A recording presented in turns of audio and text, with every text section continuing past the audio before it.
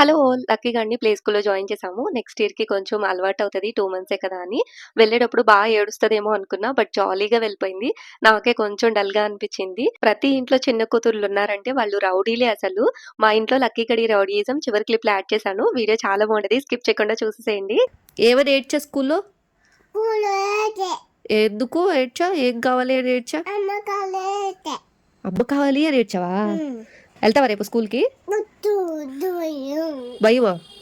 School ఎందుకు భయం నీకు? అండ్ స్కూల్ నుంచి తీసుకొచ్చేటప్పుడు వాళ్ళ టీచర్ చెప్పారు, "ఒక 1 అవర్ బానే ఉంది మేడం. తర్వాత కొంచెం డల్ అయిపోయి ఏడ్చింది. ఇంటికొచ్చాక నేనైతే అడిగాను ఎందుకు ఏడ్చావని.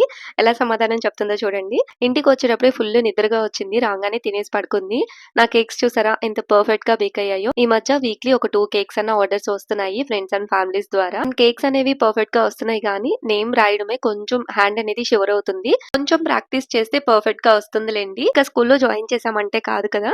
బ్యాగ్స్, స్టేషనరీ మొదలవుతూనే ఉంటాయి. లక్కీ కోసము సాఫ్ట్ మెటీరియల్ బ్యాగ్స్ అమెజాన్‌లో ఆర్డర్ చేశాను. ఒకటి ఎలా ఉంటదో తెలీదు కదా అని చెప్పి స్పేర్‌గా ఇంకొకటి కూడా ఆర్డర్ చేశాను. నాకు లిటిల్ లైన్ అనే బ్యాగ్ చాలా బాగా నచ్చింది. లక్కీకి కూడా అది నచ్చింది.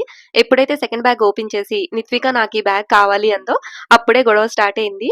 ఇంట్లో చిన్న కూతుర్లున్నారంటే మామూలు కాదు. ఎప్పుడు కూడా రౌడీయిజం చూపిస్తూనే ఉంటారు. ఏదైతే పెద్దవాళ్ళు తీసుకుంటారో అదే మాకు కావాలి అని చెప్పి గోల చేస్తారు. ఇక్కడ బ్యాగ్ ఏది అనేది ప్రాబ్లమ్ కాదు. వాళ్ళ అక్క తీసుకున్న బ్యాగే తనకి కావాలి అనేదే ప్రాబ్లము. సో, ఫస్ట్ ఏదైతే నచ్చింది అందో ఆ బ్యాగ్ ఎలా విసిరేస్తూ నాకొద్దు వద్దు అని గోల చేస్తుందో చూడండి. యాక్చువల్‌గా ఆ టైంలో లక్కీ వేసుకున్న షార్ట్ వాళ్ళ అక్కదే. ఏదైనా కూడా ఇది నాది అని చెప్తది.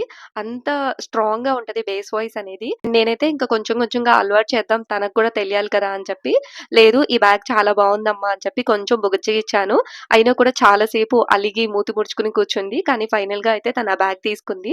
ఆ బ్యాగ్ తీసుకున్నప్పుడు కూడా చూడండి వాళ్ళ అక్కని ఆ బ్యాగ్ ఏం బాలేదు అని ఏడిపిస్తుంది. మీ ఇంట్లో చిన్న కూతుర్లు కూడా ఇలానే రౌడీయిజం చేస్తారా? సో, మీ స్టోరీ కింద కామెంట్ సెక్షన్‌లో షేర్ చేసుకోండి.